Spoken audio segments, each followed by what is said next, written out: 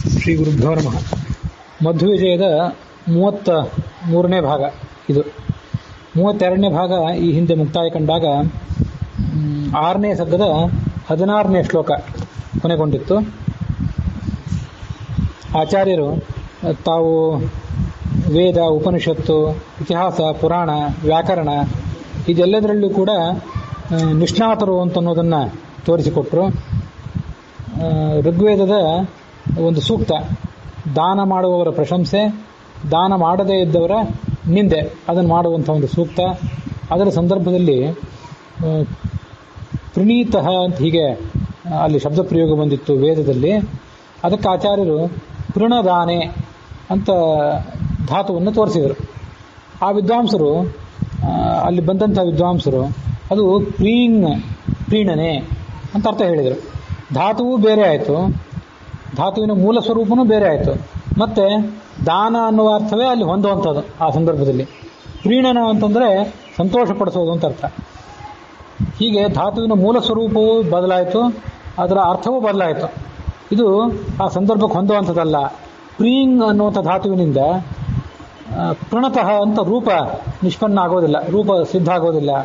ಆದ್ದರಿಂದ ನಿಮಗೆ ಪೃ ಅನ್ನುವ ಮತ್ತು ಪ್ರೀ ಅನ್ನುವ ಇವೆರಡರ ಅಕ್ಷರಗಳ ನಡುವಿನ ವ್ಯತ್ಯಾಸವೇ ಗೊತ್ತಿದ್ದಂತೆ ಕಾಣೋದಿಲ್ಲ.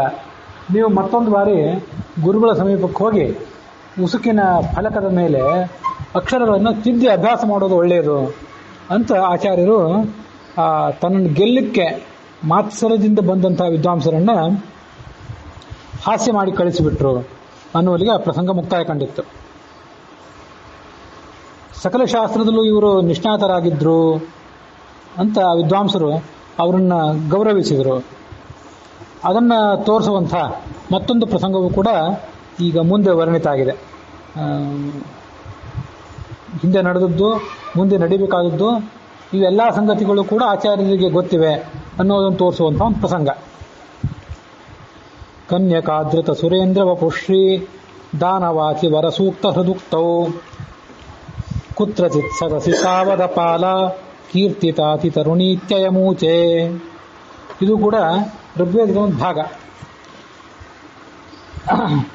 ಒಬ್ಬಳು ಕನ್ಯೆ, ಆಕೆ ದೇವೇಂದ್ರನನ್ನು ಒಲಿಸ್ಕೊಂಡ್ಲು ಸ್ತೋತ್ರ ಮಾಡಿ.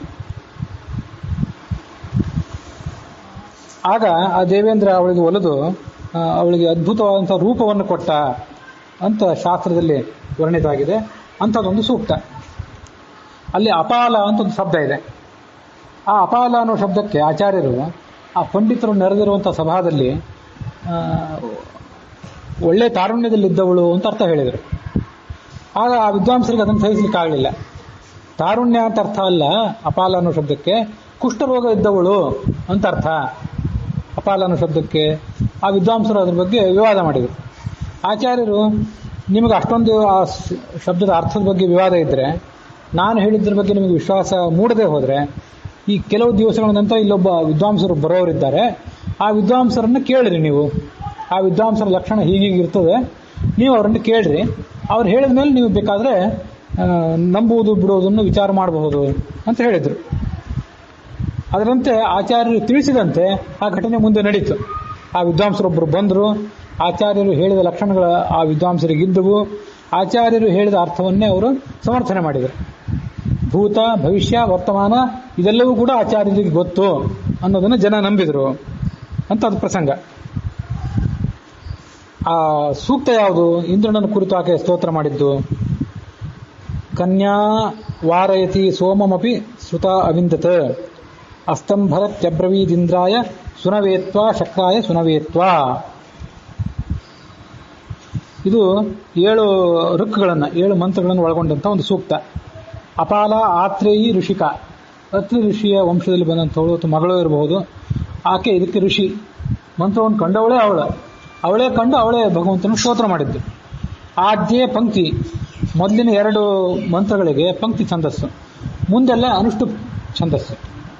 ಮತ್ತು ಇದಕ್ಕೆಲ್ಲ ಮಂತ್ರಗಳಿಗೂ ಕೂಡ ಇಂದ್ರ ದೇವತಾ, ಇಂದ್ರಾಂತರ್ಯಾಮಿಯಾಗಿರ್ತಕ್ಕಂಥ ಪ್ರಾಣ, ಅವನಲ್ಲಿ ಅಂತರ್ಯಾಮಿಯಾಗಿರ್ತಕ್ಕಂಥ ಭಗವಂತ, ಇವರು ಅದಕ್ಕೆ ದೇವತೆಗಳು. ಇಲ್ಲಿ ಕುತ್ರಚಿತ್ ಸದಸ್ಯ, ಯಾವುದೋ ಒಂದು ಸಭಾ, ಆ ಕೇರಳದ ಒಂದು ಸಭಾ ಅಂತ ಇದೆ, ಯಾವುದು ಅಂತ ಅನ್ನೋದನ್ನು ಮೂಲದಲ್ಲಿ ಆಗಲಿ ಅಥವಾ ಭಾವಪ್ರಕಾಶಿಕದಲ್ಲಿ ಆಗಲಿ ಆ ಸ್ಥಳವನ್ನು ವಿವರಿಸಿಲ್ಲ. ಆದರೂ ಸಂಪ್ರದಾಯದ ಪ್ರಕಾರ ಇದು ಚೆಮ್ಮನಾಡು ಅಂತ ಒಂದು ಪ್ರದೇಶ. ಅಲ್ಲಿ ಯವನರು, ಮುಸಲ್ಮಾನರು ದೊಡ್ಡ ಸಂಖ್ಯೆಯಲ್ಲಿದ್ದಂಥ ಒಂದು ಪ್ರದೇಶ. ಅದಕ್ಕೆ ಶಂಭುನಾಡು ಅಂತ ಹೀಗೊಂದು ಹೆಸರು ಕೂಡ ಇತ್ತು ಹಿಂದೆ. ಶಂಭುಲಿಂಗೇಶ್ವರ ಅಂತ ಒಂದು ದೇವಾಲಯ, ಆ ದೇವಾಲಯದಲ್ಲಿ ನಡೆದಂಥ ಒಂದು ಘಟನೆ ಇದು ಅಂತ ಹೀಗೆ ಕೇಳಿ ಬರ್ತದೆ.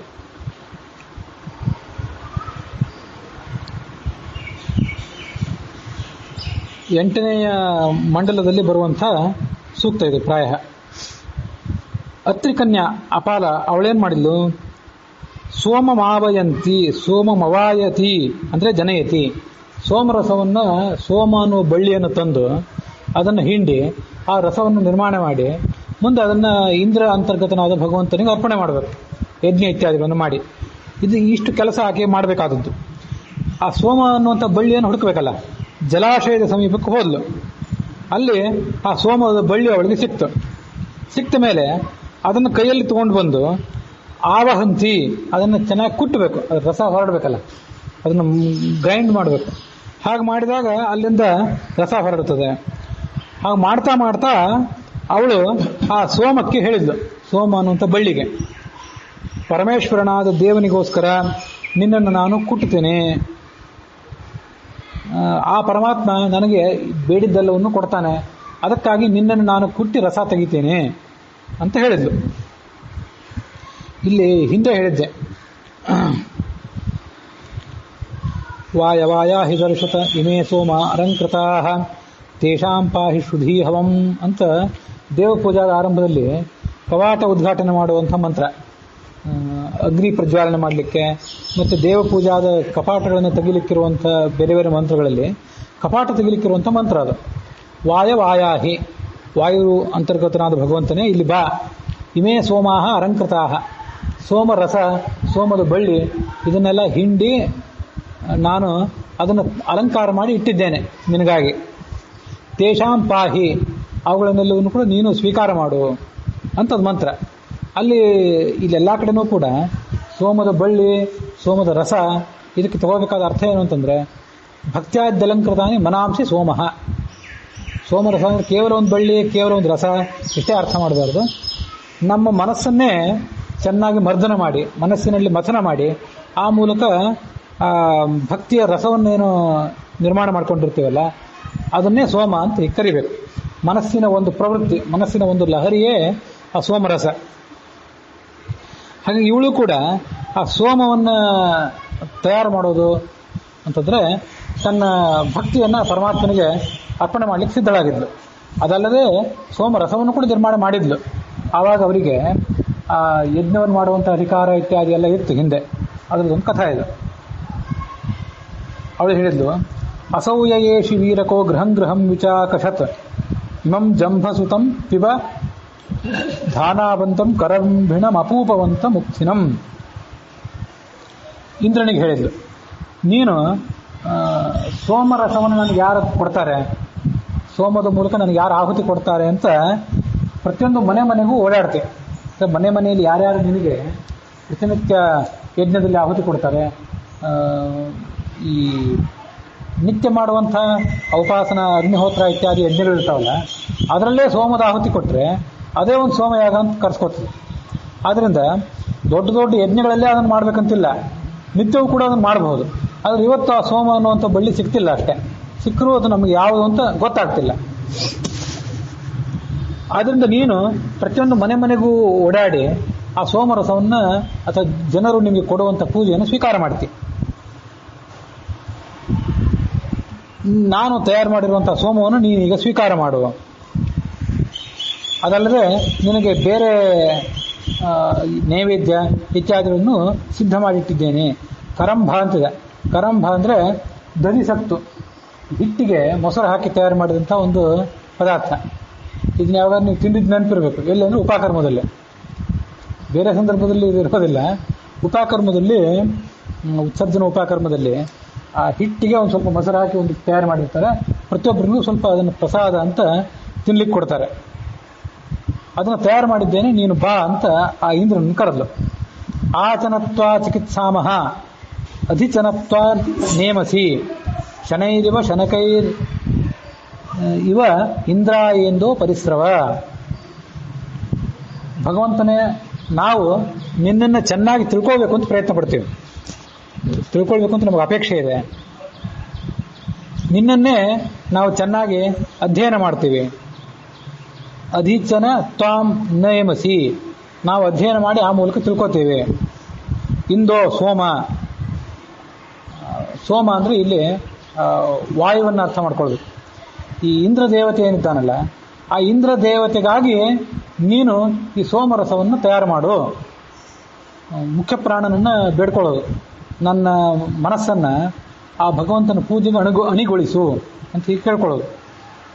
ಕುವಿತ್ ಸಖತ್ ಕುವಿತ್ ಕರತ್ ಕುವಿನ್ನೋ ವಸ್ಯ ಸಸ್ಕರತ್ ಕುವಿತ್ ಪ್ರತಿದ್ವೇಷೋ ಯತೀರಿಂದ್ರೇಣ ಸಂಗಮಾಮಹೇ. ನಮಗೆ ನೀನು ದೈಹಿಕವಾದಂಥ ಮಾನಸಿಕವಾದಂಥ ಶಕ್ತಿಯನ್ನು ತುಂಬಬೇಕು. ಹೇಗೆಂದರೆ ಪೀತ್ವ ಖಾದಿತ್ವ, ನಾವು ಕೊಟ್ಟಂಥ ಸೋಮರಸವನ್ನು ಪಾನ ಮಾಡಬೇಕು, ಕೊಟ್ಟಂಥ ಆಹುತಿಗಳನ್ನೆಲ್ಲ ತಿನ್ನಬೇಕು, ತಿಂದು ನಮಗೆ ಶಕ್ತಿ ತುಂಬಬೇಕು, ನಮಗೆ ಅನ್ನ ಪಾನ ಇತ್ಯಾದಿ ವೈಭೋಗಗಳನ್ನೆಲ್ಲ ಕೊಡಬೇಕು.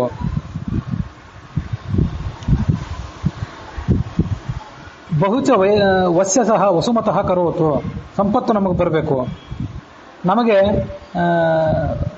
ನಮ್ಮ ಗಂಡಂದರು ನಮ್ಮ ಪರಿವಾರ ಏನಿದೆಯಲ್ಲ, ಆ ಪರಿವಾರದ ಸಂಬಂಧ ಸರಿ ಇಲ್ಲ, ಹೀಗಿದೆ. ಕುವಿತ್ ಪ್ರತಿದ್ವಿಷಃ, ನಾನು ಗಂಡನ ಜೊತೆಗೆ ದ್ವೇಷ ಮಾಡಿದ್ದೇನೆ. ಅಂದರೆ ಈ ಕಥೆ ಏನು ಪುರಾಣದಲ್ಲಿ ಎಲ್ಲಿ ಬಂದಿದೋ ನನಗೆ ನೆನಪಿಲ್ಲ, ಕೇಳಬೇಕು ದೊಡ್ಡ ವಿದ್ವಾಂಸರನ್ನ ಯಾರಾದ್ರೂ. ಆ ಗಂಡನ ಜೊತೆಗೆ ಏನಾದ್ರು ಭಿನ್ನ ಅಭಿಪ್ರಾಯ, ಜಗಳ ಇತ್ಯಾದಿ ಬಂದು ಸಂಸಾರದಲ್ಲಿ ಆಕೆ ವಿರಕ್ತಳಾಗಿ ಆ ಮೂಲಕ ಆಕೆ ಇನ್ನು ಪರಮಾತ್ಮನನ್ನು ಒಲಿಸಿಕೊಳ್ಳೋಣ ಅಂತ ಪ್ರಯತ್ನ ಪಟ್ಟಂಥ ಸಂದರ್ಭ ಏನಾದರೂ ಇದ್ದಿರಬಹುದು. ಪತ್ಯಾದ್ವಿಷ್ಟಾಹ, ಇನ್ನೂ ಒಂದು ಸಂದರ್ಭ ಅಲ್ಲಿ ಕಾಣಿಸ್ತದೆ ಅದರ ವ್ಯಾಖ್ಯಾನಗಳಲ್ಲಿ. ಆಕೆಗೆ ಶರೀರ ಸೌಂದರ್ಯ ಇರಲಿಲ್ಲ, ಚರ್ಮ ಇತ್ಯಾದಿ ಆಕೆಗೆ ಸರಿ ಇರಲಿಲ್ಲ, ಚರ್ಮದ ಸ್ವಲ್ಪ ಮಟ್ಟಿನ ರೋಗ ಇತ್ಯಾದಿ ಏನೋ ಇತ್ತು. ಆದ್ದರಿಂದ ನನ್ನ ಈ ಚರ್ಮದ ರೋಗ, ಶರೀರದ ಕುರೂಪ ಇದೆಲ್ಲ ಹೋಗಿ ನಿನ್ನ ಅನುಗ್ರಹದಿಂದ ಸ್ವರೂಪ ಬರಬೇಕು ಅಂತ ಆಕೆ ಕೇಳ್ಕೊಳ್ಳಿಕ್ಕೆ ಹೊರಟಿದ್ಲು. ಆ ಒಂದು ಸಮಸ್ಯೆ ಇದ್ದಿದ್ರಿಂದಲೇ ಅವಳ ಗಂಡ ಅವಳನ್ನು ಪ್ರಾಯ ದೂರ ಇಟ್ಟಿದ್ದ. ಕುವಿತ್ ಪತಿದ್ವಿಷೋ ಯತೀರಿಂದ್ರೇಣ ಸಂಗಮಾಮಹಿ ಪತ್ಯಾದ್ವಿಷ್ಟಾ ತಥೈವ ಪತಿಂ ವಿಹಾಯ, ಪತಿ ನಮ್ಮನ್ನು ದ್ವೇಷ ಮಾಡಿದ್ದಾನೆ, ನಾನು ಆ ಗಂಡನನ್ನು ಬಿಟ್ಟು ನಿನ್ನ ಕಡಿಮೆ ಬಂದಿದ್ದೇನೆ. ಆದ್ದರಿಂದ ಇಂದ್ರೇಣ ಸಂಗಚ್ಛಾಮಹೇ, ನಾವು ಪರಮಾತ್ಮನನ್ನೇ ಶರಣಾಗತರಾಗ್ತೇವೆ. ಈ ಗಂಡಂದ್ರನ್ನ, ಹೆಂಡಂದ್ರನ್ನ, ಪರಿವಾರ, ಬಂಧು ಮಿತ್ರರು ಇವ್ರನ್ನ ನಂಬಿ ಉಪಯೋಗ ಇಲ್ಲ ಅಂತ ಗೊತ್ತಾಗಿದೆ. ಆದ್ದರಿಂದ ನಾವು ಪರಮಾತ್ಮನನ್ನೇ ಶರಣಾಗತರಾಗ್ತೀವಿ. ಇಮಾನಿ ತ್ರೀಣಿ ವಿಷ್ಟಪ ಯಾನೀಂದ್ರ ವಿರೋಹಯ ಶಿರಸ್ತತಸ್ಯ ಉರ್ವರಾಮ ಇದಮ್ಮ ಉಪೋದರೆ. ಅದೊಂದು ಪೂರ್ಣ ಕಥೆ ಗೊತ್ತಾಗೋದಿಲ್ಲ. ಅವಳ ತಂದೆ, ಆ ಹುಡುಗಿಯ ತಂದೆ ಅಥವಾ ಹುಡುಗಿಯ ಮಾವ, ಆತ ಏನಾಗಿದ್ದ, ಖಲ್ವಾಟ ಆಗಿದ್ದ, ಬಾಲ್ಡ್ ಹೆಡ್ ಆಗಿಬಿಟ್ಟಿದ್ದ. ಆ ನಮ್ಮ ಮಾವನಿಗೋ ಅಥವಾ ಅಪ್ಪನಿಗೋ, ತಾತ ಅಂತಿದೆ, ತಾತ ಅಂದರೆ ಯಾವುದೂ ಆಗ್ಬೋದು, ಪ್ರಾಯ ತಂದೆಗೆ ಇವತ್ತು ಬಕ್ಕ ತಲೆ ಆಗಿಬಿಟ್ಟಿದೆ. ನಿನ್ನ ಅನುಗ್ರಹದಿಂದ ಅವನ ತಲೆಯ ಮೇಲೆ ಕೂದಲು ಬೆಳೀಬೇಕು. ಆಮೇಲೆ ನಮ್ಮ ಭೂಮಿ ಏನಿದೆ, ನಮ್ಮ ಜಮೀನು, ಅಲ್ಲಿ ಒಳ್ಳೆಯ ಸಂಪತ್ತು ಬೆಳಿಬೇಕು. ಒಟ್ಟು ನೀನು ಮೂರನ್ನು ಬೆಳೆಸಬೇಕು ಅಂತ ಆಕೆ ಕೇಳಿದ್ಲು. ನನ್ನ ಅಪ್ಪನ ತಲೆಯ ಮೇಲೆ ಕೂದಲು ಬೆಳೆಸಬೇಕು, ನನ್ನ ಜಮೀನಿನಲ್ಲಿ ಸಸ್ಯ ಸಮೃದ್ಧಿಯನ್ನು ಮಾಡಬೇಕು, ಮತ್ತೆ ಇದಮ್ಮ ಉಪೋದರೆ, ನನ್ನ ಹೊಟ್ಟೆಯ ಸುತ್ತಮುತ್ತಲು ಸಕಲ ರೀತಿಯಾದ ಸೌಂದರ್ಯ ನನಗಿರಬೇಕು. ಉದರೇ ಉಪ, ಅದರ ಸಮೀಪ, ಸುತ್ತಲು ಅಂತ ಅರ್ಥ.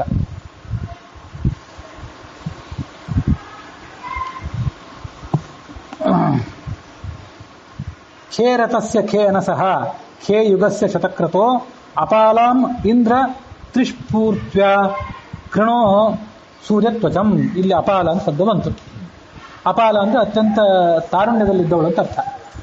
ಅವಳು ಭಗವಂತನ ಏನು ಕೇಳ್ಕೊಂಡು ಇಂದ್ರನನ್ನ 3 ಬಾರಿ ನನ್ನನ್ನು ಮುಟ್ಟು, ನಿನ್ನ ಕೈಗಳಿಂದ ನನ್ನನ್ನು ಮುಟ್ಟಿ, 3 ಸರಿ ಮುಟ್ಟಿ, ಆ ಕೈಗಳ ಅನುಗ್ರಹದಿಂದ ನನ್ನನ್ನು ಸೂರ್ಯತ್ವಚಂ, ಸೂರ್ಯನಂತೆ ಹೊಳೆಯುವ ತೊಳಗುವ ಚರ್ಮ ಉಳ್ಳವಳನ್ನಾಗಿ ಮಾಡು ಅಂತ ಅವಳು ಕೇಳ್ಕೊಂಡ್ಳು.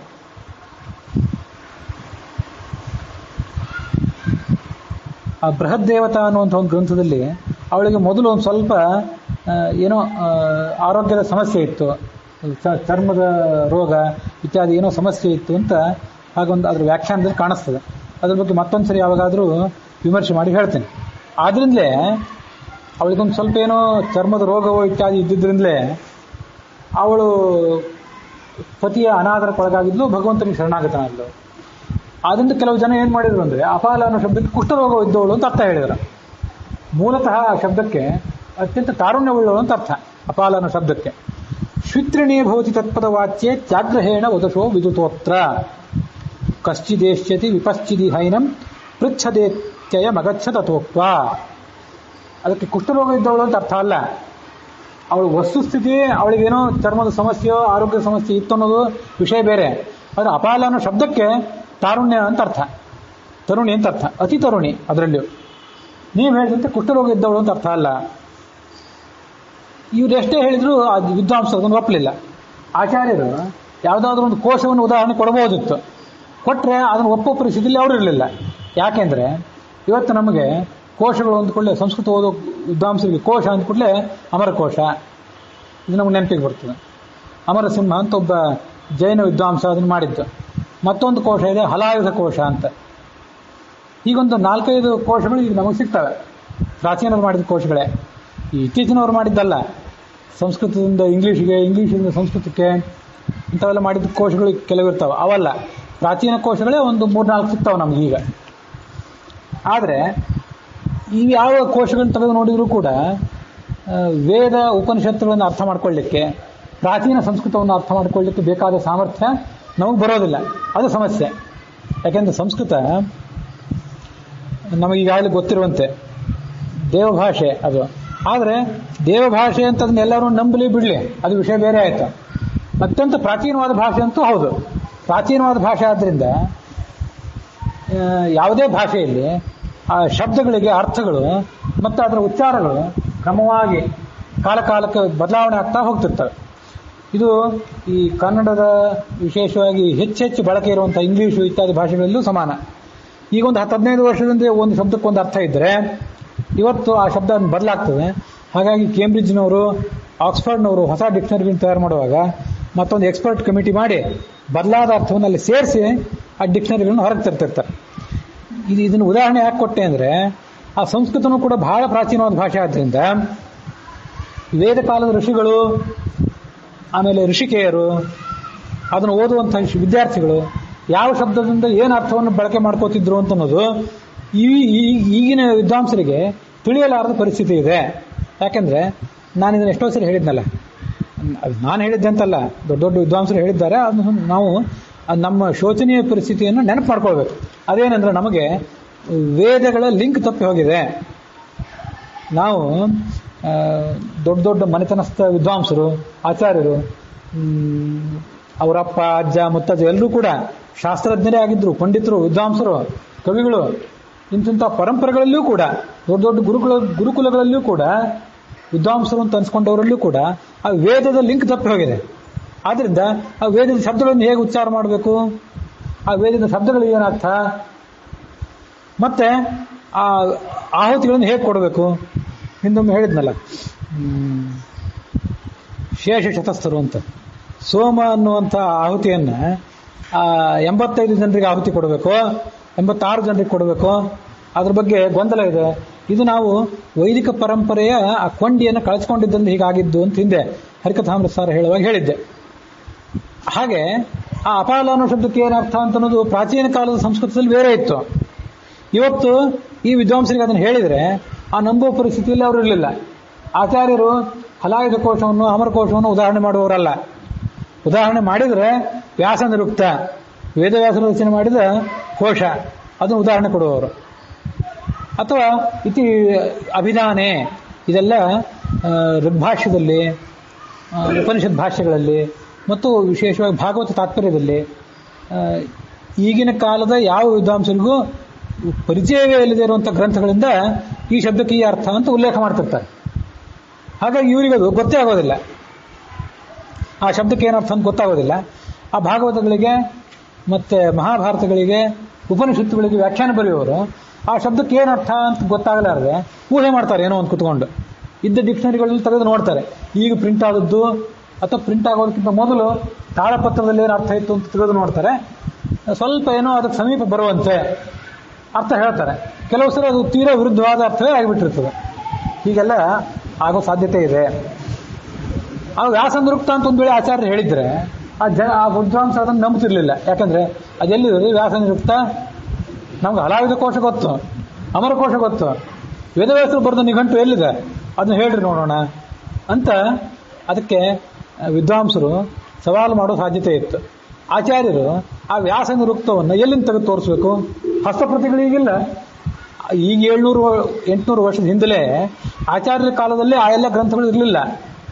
ಅಭಿಧಾನ, ವ್ಯಾಸನಿರುಕ್ತ, ವಾಸುದೇವ ಮಹಾತ್ಮ್ಯ, ವಾಸುದೇವ ದ್ವಾದಶಾಕ್ಷರ ಕಲ್ಪ, ಇಂಥ ಎಷ್ಟೋ ಗ್ರಂಥಗಳು, ಪ್ರಧ್ಯಾನ, ಸಂಧ್ಯಾನ, ಇಂಥ ಎಷ್ಟೋ ಗ್ರಂಥಗಳನ್ನು ಹೇಳ್ತಾರೆ. ಭಾಗವತ ತಂತ್ರ ಅಂತ ಹೇಳ್ತಾರೆ, ತಂತ್ರ ಭಾಗವತ ಅಂತ ಹೇಳ್ತಾರೆ. ಇವೆಷ್ಟೋ ಗ್ರಂಥಗಳು ಆಚಾರ್ಯರ ಕಾಲದಲ್ಲೇ ಇರಲಿಲ್ಲ. ಅದು ಅವರು ಮಾತ್ರ ಪೂರ್ವಜನ್ಮದಲ್ಲಿ ಓದಿದ್ದಷ್ಟೇ. ಅದರಿಂದ ಈ ಹೇಳಿದ್ರು ಇವ್ರು ನಂಬುವ ಪರಿಸ್ಥಿತಿಯಲ್ಲಿ ಇರಲಿಲ್ಲ. ಅದಕ್ಕಾಗಿ ಇವ್ರಿಗೆ ಏನು ಮಾಡಬೇಕು? ಬೇರೆ ಒಂದು ತಂತ್ರ ಮಾಡೋಣ ಅಂತ ಆಚಾರ್ಯರು ಆಲೋಚನೆ ಮಾಡಿದರು. ಕಶ್ಚಿ ದೇಶ್ಯತಿ ವಿಪಶ್ಚಿದಿ ಹೈನಂ. ಒಬ್ಬ ವಿದ್ವಾಂಸ ಮುಂದೆ ಬರ್ತಾನೆ, ಅವನ ಲಕ್ಷಣ ಹೀಗಿರ್ತದೆ, ನೀವು ಅವನನ್ನು ಕೇಳ್ರಿ. ಆತ ಹೇಳಿದ್ಮೇಲೆ ನಿಮ್ಗೆ ನಂಬಿಕೆ ಬಂದರೆ ನೀವು ನಂಬಿರಿ. ದೇಶಮೇನ ಮಚಿರಾದುಪಯಾತಃ. ಸ್ವಲ್ಪ ಕಾಲದ ಬಳಿಕ ಒಬ್ಬ ವಿದ್ವಾಂಸರು ಅಲ್ಲಿಗೆ ಬಂದರು. ತಾದೃಶಾಕೃತಿ. ಆಚಾರ್ಯರು ಆತನ ಬಗ್ಗೆ ಏನೊಂದು ಸೂಚನೆ ಕೊಟ್ಟಿದ್ರಲ್ಲ, ಹೀಗಿರ್ತಾನೆ ಅಂತ, ಅದೇ ಥರ ಇದ್ದ ಆ ವಿದ್ವಾಂಸ. ತಾಂಷ್ಟತಾಭ್ಯಜಿತ ತತ್ಪದ ಭಾವಂ. ಹೌದು, ಆ ಬಂದ ಸನ್ಯಾಸಿಗಳು ಹೇಳಿದ ಅರ್ಥ ಸರಿ ಇದೆ. ಅಪಾಲಾನ ಶಬ್ದಕ್ಕೆ ಅತಿ ತರುಣಿ ಅಂತಲೇ ಅರ್ಥ ಹೊರತು ಶ್ವಿತ್ರಿಣಿ ಕುಷ್ಠರೋಗ ಉಳ್ಳೋಳು ಅಂತ ಅರ್ಥ ಅಲ್ಲ ಅಂತ ಅವನು ಹೇಳಿದ. ಸೂರಿ ಮೌಲಿ ಮಣಿನಾತ್ರ ಯಥೋಚೆ. ಎಲ್ಲ ಪಂಡಿತರ ತಲೆ ಮೇಲೆ ಇರುವಂಥವ್ರು ಆಚಾರ್ಯರು. ಕಿರೀಟ ಅನ್ನೋದು ಮತ್ತು ಕಿರೀಟದ ನಡುವಿರುವಂಥ ಹವಳ ಎಲ್ಲ ಆಭರಣಗಳ ಮೇಲೆ ಹೇಗಿರ್ತದೋ ಹಾಗೆ ಸೂರಿಗಳು ಅಂದರೆ ವಿದ್ವಾಂಸರು. ಅವರಿಗೆ ಆಚಾರ್ಯರು ಮೌಲಿಮಣಿ, ತಲೆಯ ಮೇಲಿನ ಮಣಿ.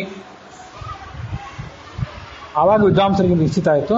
ಕೇವಲಂನ ಸಕಲಾಶ್ರುತಿ ವಿದ್ಯಾ, ಕೇವಲ ವೇದಗಳು, ಉಪನಿಷತ್ತುಗಳು, ವ್ಯಾಕರಣ, ತರ್ಕ ಇವಿಷ್ಟು ಮಾತ್ರ ಅಲ್ಲ.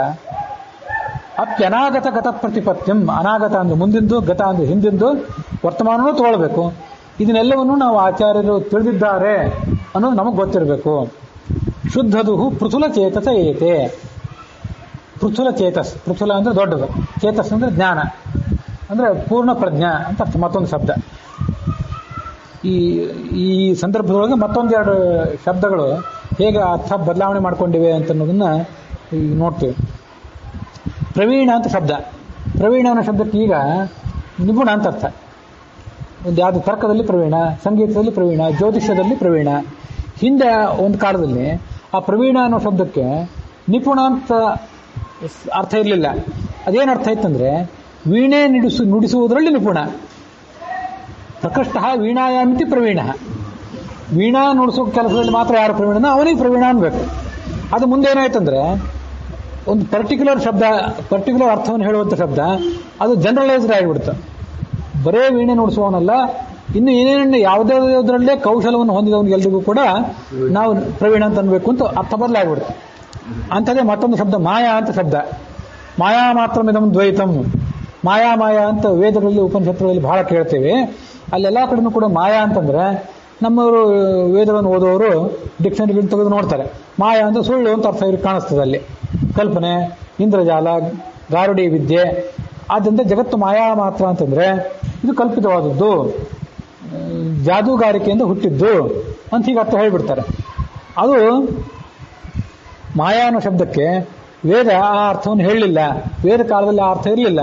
ಆ ಪರಂಪರೆ ಕೊಂಡಿ ಕಳಿಸಿದ್ರಿಂದ ಇವರಿಗೆ ಅದು ಏನಂತ ಗೊತ್ತಾಗ್ತಿಲ್ಲ. ಈಗ ಮಾಯಾಂತು ಪ್ರಕೃತಿಂ ವಿದ್ಧಿ ಮಾಯಿನಂತು ಮಹೇಶ್ವರಂ. ಮಾಯಾ ಅಂದ್ರೆ ಪ್ರಕೃತಿ. ಇದು ವೇದವೇ ಹೇಳಿದ್ದು. ಒಂದ್ ಕಡೆ ವೇದ ಈ ಜಗತ್ತು ಮಾಯಾಮಯ ಅಂತ ಹೇಳಿದ್ಮೇಲೆ ಮತ್ತೊಂದು ಕಡೆ ಆ ವೇದ ಜಗತ್ತು ಮಾಯಾಮಯ ಅನ್ನೋ ಶಬ್ದಕ್ಕೆ ಏನು ಅರ್ಥವನ್ನು ಹೇಳ್ತದೆ ಅಂತ ಇನ್ನೊಂದು ಕಡೆ ಹೇಳಿದ್ದನ್ನು ನೋಡಬೇಕು. ಆ ತಾಳ್ಮೆ ಇರಬೇಕು. ಶ್ವೇತಾಶ್ವತರ ಉಪನಿಷತ್ತು ಶ್ವೇತಾಶ್ವತರ ಉಪನಿಷತ್ತು ಮಾಯಾಂತು ಪ್ರಕೃತಿಂ ವಿದ್ಧಿ ಮಾಯಿನಂತು ಮಹೇಶ್ವರಂ ಅಂತ ಹೇಳಿದೆ. ಮಾಯಾ ಅಂದ್ರೆ ಪ್ರಕೃತಿ, ಮಾಯಿ ಅಂತಂದ್ರೆ ಪರಮೇಶ್ವರ. ಈ ಕಡೆ ಈ ಮಾಂಡೂಕ ಉಪನಿಷತ್ತು, ಪ್ರಾಯ ಮಾಂಡೂಕ್ಯವೋ ಯಾವುದೋ ಒಂದು ಉಪನಿಷತ್ತು, ಮಾಂಡೂಕ ಉಪನಿಷತ್ತು ಇರಬೇಕು, ಮುಂಡಕಲ್ಲ, ಮಾಂಡೂಕ ಉಪನಿಷತ್ತು. ಮಾಯಾ ಮಾತ್ರ ಇದಂ ದ್ವೈತಂ, ಈ ದ್ವೈತ ಪ್ರಪಂಚದಲ್ಲೂ ಕೂಡ ಮಾಯಾ ಮಾತ್ರ ಅಂತ ಹೇಳಿದೆ.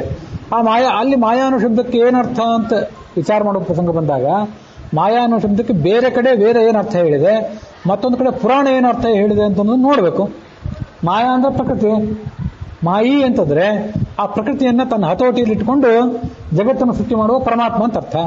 ಆದ್ರಿಂದ ಜಗತ್ತು ಮಾಯಾ ಮಾತ್ರ ಅಂದ್ರೆ ಕಲ್ಪನೆಯಿಂದ ಹುಟ್ಟಿದ್ದು ಅಂತ ಅರ್ಥ ಅಲ್ಲ, ಇಂದ್ರಜಾಲದಿಂದ ಹುಟ್ಟಿದ್ದು ಅಂತ ಅರ್ಥ ಅಲ್ಲ, ಪ್ರಕೃತಿಯಿಂದ ಹುಟ್ಟಿದ್ದು ಅಂತ ಅರ್ಥ. ಸರಿಯಾಗೋಯ್ತು. ವೇದವೇ ಮತ್ತೊಂದು ಕಡೆ ಹೇಳಿದೆ, ಮಹಾಮಾಯೇತ್ಯ ವಿದ್ಯೇತಿ ನೀತಿರ್ ಮೋಹಿನೀತಿ ಚ ಪ್ರಕೃತಿರ್ ವಾಸನೇತ್ಯೇವಂ ತವೇಚ್ಛಾನಂತ ಕಥ್ಯತೆ. ಮತ್ತೊಂದು ಕಡೆ ಸ್ಕಂದ ಪುರಾಣದಲ್ಲಿ ಮಾತಿದೆ, ಭಗವಂತನ ಇಚ್ಛೆಗೆ ಮಾಯಾ ಅಂತ ಹೆಸರು, ಪ್ರಕೃತಿಗೂ ಮಾಯಾ ಅಂತ ಹೆಸರು, ಭಗವಂತನ ಇಚ್ಛೆಗೆ. ಮಹಾಮಾಯ ಅವಿದ್ಯಾ ಮಹಾಮಾಯೇತ್ಯವಿದ್ಯೇತಿ ನಿಯತಿ ಮೋಹನೀತಿ ಚ ಪ್ರಕೃತಿ ವಾಸನೇತ್ಯೇವಂ ತವ ಇಚ್ಛಾ. ನಿನ್ನ ಇಚ್ಛೆಗೆ ಇವೆಲ್ಲ ಹೆಸರು. ಅದರಿಂದ ಜಗತ್ತು ಮಾಯಾ ಮಾತ್ರ ಅಂದ್ರೆ ಭಗವಂತನ ಇಚ್ಛೆಯಿಂದ ಹುಟ್ಟಿದ್ದಂತ ಅರ್ಥ, ಸುಳ್ಳು ಅಂತ ಅರ್ಥ ಅಲ್ಲ. ಇವು ಆ ಕಾಲದಲ್ಲಿ ವೇದದಲ್ಲಿ ಪುರಾಣಗಳಲ್ಲಿ ಬಳಕೆ ಇದ್ದಂಥ ಶಬ್ದಗಳು. ಅವನು ಕಳ್ಕೊಂಡಿದ್ದರಿಂದ ವೇದಾಧ್ಯಯನ, ಸಾಂಗವಾದ ವೇದಾಧ್ಯಯನ ಇವೆಲ್ಲ ನಾವು ಕಳ್ಕೊಂಡಿದ್ದರಿಂದ ನಮಗದು ತಿಳಿದಂತಾಯ್ತು. ಈಗ ನೋಡ್ರಿ, ನಾವು ಆಚಾರ್ಯರ ಕಾಲದಿಂದ 700-800 ವರ್ಷ ದೂರ ಇದ್ದೀವಿ. ಈಗ ನಮ್ಮದಂತೂ ತೀರಾ ಶೋಚನೀಯ. ಈ ಇಲ್ಲಿಗೆ ಬಂತಲ್ಲ, ನಿನ್ನೆ ಮೊನ್ನೆ ನಾವು ನೋಡಿದ್ವಲ್ಲ, ಸಾಂಗವೇದ ಚತುರಾ ಇತಿಹಾಸೇ ಶಿಕ್ಷಿತಾ. ಅವರೆಲ್ಲ ಸಾಧಾರಣ ಪಂಡಿತರಲ್ಲ, ವೇದಗಳನ್ನ 6 ಅಂಗಗಳ ಸಮೇತವಾಗಿ ಓದಿ ವ್ಯಾಖ್ಯಾನ ಮಾಡಬಲ್ಲಂತ ಪಂಡಿತರು. ಅವರಿಗೆ ಇದರ ದಿಕ್ಕು ತಿಳಿಲಿಲ್ಲ. ಇನ್ನ ಆ ವೇದದ ಅರ್ಥವೇ ಗೊತ್ತಿಲ್ಲ ನಮಗೆ. ಯಾವುದೋ ಸೋಮಲತೆಯನ್ನು ಹಿಂಡುವಂಥ ವೇದ ಆ ಕಡೆ ಇರಲಿ, ಸಂಧ್ಯಾವಂದನೆ ಮಾಡ್ಲಿಕ್ಕೆ ಯಾವ ವೇದ ಮಂತ್ರಗಳನ್ನು ಉಪಯೋಗ ಮಾಡ್ತೀವಲ್ಲ, ಆ ಮಂತ್ರಗಳ ಅರ್ಥವೇ ಗೊತ್ತಿಲ್ಲ. ಮಾರ್ಜನ ಮಾಡ್ಕೋತೀವಲ್ಲ, ಆಭವ ಇಷ್ಟ ಮಯೋಭವ, ಅಲ್ಲಿಂದ ಹಿಡಿದು ಆ ವೇದ ವಾಕ್ಯಕ್ಕೆ ಏನರ್ಥ ಅಂತ ನಮ್ಗೆ ಗೊತ್ತಿಲ್ಲ. ಅಂತಹ ಪರಿಸ್ಥಿತಿಯಲ್ಲಿ ನಾವಿದ್ದೇವೆ. ಹಾಗಾಗಿ ನಮಗೆ ನಾವು ವೈದಿಕರು ಅಂತ ಕರೆಸ್ಕೋತೀವಲ್ಲ, ಯಾಕೆ ವೈದಿಕರು ಅಂತ ನಮ್ಮನ್ನು ಯಾರು ಕರಿಬೇಕು, ನಾವು ಯಾಕೆ ಕರೆಸ್ಕೋಬೇಕು ಅನ್ನೋದನ್ನು ವಿಚಾರ ಮಾಡ್ಬೇಕು ಒಂದ್ಸರಿ. ಶುದ್ಧದು ಪೃಥುಲ ಚೇತಸ ಏತೆ, ಇದು ಆಚಾರ್ಯರು ತೋರಿಸಿದಂಥ ಒಂದು ಪ್ರೌಢಿಮೆ. ಇಂಥ ಪವಾಡಗಳನ್ನ ಯಾಕೆ ತೋರಿಸ್ತಿರ್ತಾರೆ, ಪವಾಡ ತೋರಿಸೋ ಉದ್ದೇಶ ಏನು? ವ್ಯಾಸ ನಿರುಕ್ತದಲ್ಲಿ ಹೀಗಿದೆ ನೋಡ್ರಿ ಅಂತ ಆಚಾರ್ಯ ಹೇಳ್ಬೋದಿತ್ತು, ಆದ್ರೆ ಜನ ನಂಬುತ್ತಿರ್ಲಿಲ್ಲ. ಪವಾಡ ಮಾಡುವ ಉದ್ದೇಶ ಏನಿರ್ತದೆ ಮಹಾಪುರುಷರದು ಅಂದ್ರೆ, ನಾವು ಮಕ್ಕಳನ್ನ ಕೊಡ್ತೀವಿ, ಉದ್ಯೋಗ ಕೊಡ್ತೀವಿ, ಏನೋ ಯಾರೋ ಸತ್ತವರನ್ನು ಬದುಕಿಸ್ತೀವಿ. ಈ ಪವಾಡಗಳನ್ನ ಯಾಕೆ ಮಾಡ್ತೀವಿ ಅಂದ್ರೆ, ಪವಾಡದಿಂದ ಆಕೃಷ್ಟರಾಗಿ ನೀವು ನಮ್ಮ ಕಡೆ ಬಂದಿರಿ, ಆಮೇಲೆ ತತ್ವಜ್ಞಾನದ ಕಡೆ ಆಕೃಷ್ಟರಾಗ್ರಿ ಅಂತ ಹೇಳೋದವ್ರ ಉದ್ದೇಶ ಇರ್ತದೆ. ಮುಂದೊಬ್ಬ ವಿದ್ವಾಂಸ ಬರ್ತಾನೆ, ಆತ ನಿಮಗೆ ಅದರ ಅರ್ಥವನ್ನು ಸರಿಯಾಗಿ ತಿಳಿಸ್ತಾನೆ ಅಂತ ಆಚಾರ್ಯರು ಪವಾಡ ಮೆರೆದ್ರಲ್ಲ, ಅದು ತನ್ನ ಬಗ್ಗೆ, ತಾನು ಓದಿರುವಂಥ ಗ್ರಂಥಗಳ ಬಗ್ಗೆ, ತಾನು ಮುಂದೆ ಹೇಳಬೇಕಾಗಿರುವಂಥ ತತ್ವಗಳ ಬಗ್ಗೆ ಜನರಿಗೆ ಭರವಸೆ ಬರಲಿ ಅಂತ. ಅದು ಎಲ್ಲರಿಗೂ ಬಂದೇ ಬರ್ತದಂತಿಲ್ಲ, ಅಷ್ಟು ಸುಲಭ ಅಲ್ಲ ಅದು ಬರೋದು. ಆದರೆ ಕನಿಷ್ಠ ಪಕ್ಷ ಇದನ್ನು ಹೇಗೆ ನಂಬಬೇಕು ಅಂತ ಆಚಾರ್ಯರು ಭಕ್ತರಿಗಾದರೂ ಅದ್ರ ಬಗ್ಗೆ ಗೊಂದಲ ಇದ್ರೆ ಆ ಗೊಂದಲಗಳು ಹೋಗಲಿ ಅಂತ. ಪೂರ್ವಗ್ರಹದಿಂದಲೇ ನೋಡೋರಿಗೆ ಅದ್ರ ಮೇಲೆ ವಿಶ್ವಾಸ ಬರೋದಿಲ್ಲ, ಅವ್ರಿಗೆ ಇದನ್ನು ಹೇಳಿದ್ದೂ ಅಲ್ಲ. ಅದ್ರ ಮುಂದೆ ಏನು ಮಾಡಿದ್ರು ಆಚಾರ್ಯರು ಅಂದ್ರೆ, ಸರ್ವವಿದ್ಯತಿ ಅಂತ ಅವ್ರಿಗೆ ಹೆಸರು ಬಂತು, ಸರ್ವಜ್ಞ ಅಂತ ಅವರಿಗೆ ಅವಾಗ ಹೆಸರು ಬಂತು. ಸರ್ವಜ್ಞ ಸನ್ಯಾಸಿ, ಸರ್ವವಿತ್ ಯತಿ ಅಂತ ಅವ್ರಿಗೆ ಹೆಸರು. ಯಾಕೆಂದ್ರೆ ಯದ್ಯದೇವ ಸಪದಿ ಪ್ರಕೃತಂ ಸ್ಯಾತ್ ತತ್ತದೇಶ ಯದವೇದ ಖಿಲಂಚ. ಸಭೆಯಲ್ಲಿ ಕೂತ್ಕೊಂಡಾಗ ಯಾವುದ್ರ ಬಗ್ಗೆ ಬೇಕಾದ್ರೂ ಜಿಜ್ಞಾಸೆ ಬರಲಿ, ಯಾವ ಶಾಸ್ತ್ರವೇ ಇರಲಿ, ಜ್ಯೋತಿಷ್ಯ ಇರಲಿ, ವ್ಯಾಕರಣ ಇರಲಿ, 6 ಅಂಗಗಳಿರಲಿ, ಬೇಕಾದ ಶಾಸ್ತ್ರ ಇರಲಿ, ನೀತಿಶಾಸ್ತ್ರ ಇರಲಿ, ರಾಜ್ಯಶಾಸ್ತ್ರ ಇರಲಿ, ಅದೆಲ್ಲವನ್ನೂ ಕೂಡ ಇವರು ತಿಳಿದವರೇ ಆಗಿದ್ದಾರೆ. ಸರ್ವದಾ ಸದಸಿ ಸರ್ವಬುಧಾನಾಂ, ಎಲ್ಲಾ ಪಂಡಿತರಿಗೂ ಅವರು ಮಾನ್ಯರಾಗಿದ್ರು. ಆದ್ರಿಂದ ಸರ್ವಜ್ಞ ಅಂತ ಅವ್ರಿಗೆ ಹೆಸರು ಬಂತು. ಅವರು ಆಚಾರ್ಯರು ಅಲ್ಲಿ ತನಕ ಉತ್ತರ ಭಾರತದ ಯಾತ್ರೆ ಮಾಡಿದ್ದಿಲ್ಲ, ದಕ್ಷಿಣ ಭಾರತದಲ್ಲೇ ಕರ್ನಾಟಕ, ಕೇರಳ, ಸ್ವಲ್ಪ ಭಾಗ ತಮಿಳುನಾಡು, ರಾಮೇಶ್ವರ ಇದಕ್ಕೆಲ್ಲ ಹೋಗಿ ಬಂದಿದ್ರಲ್ಲಿ. ಆಂಧ್ರಕ್ಕೆ ಸ್ವಲ್ಪ ಹೋಗಿರ್ಬೋದು. ಉತ್ತರ ಭಾರತದ ಕಡೆ ಮಹಾರಾಷ್ಟ್ರ, ಮಧ್ಯಪ್ರದೇಶ, ಒರಿಸ್ಸಾ ಇದನ್ನೆಲ್ಲ ಅವ್ರು ದಾಟಿರಲಿಲ್ಲ. ಈ ಸರ್ಗದಲ್ಲಿ ಮುಂದೆ ಆಚಾರ್ಯರು ಉತ್ತರ ಭಾರತದ ಯಾತ್ರಾ ಮಾಡಿದ್ದರ ವರ್ಣನ ಇದೆ. ಯಾವ ಪ್ರದೇಶಗಳಿಗೆ ಆಚಾರ್ಯರು ಹೋಗಿರಲಿಲ್ಲೋ ಆ ಪ್ರದೇಶಕ್ಕೂ ಕೂಡ ಆಚಾರ್ಯರ ಕೀರ್ತಿ ತಲುಪಿತು. ಅಲ್ಲಿದ್ದಂಥ ಸಜ್ಜನರ ಮನಸ್ಸು ಅನ್ನುವಂಥ ನೈದಿಲೆ ಹೂವು ಆಚಾರ್ಯರ ಕೀರ್ತಿ ಎನ್ನುವ ಚಂದ್ರನಿಂದ ಅರಳಿತು.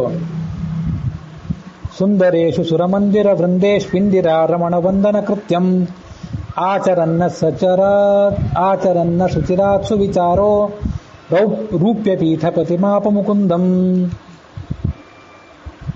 ರೌಪ್ಯಪೀಠ ಅಂತ ಕೆಲವು ಕಡೆ ಇರಬಹುದು, ರೌಪ್ಯಪೀಠ ಅಥವಾ ರೂಪ್ಯಪೀಠ ಎಲ್ಲ ಒಂದೇ.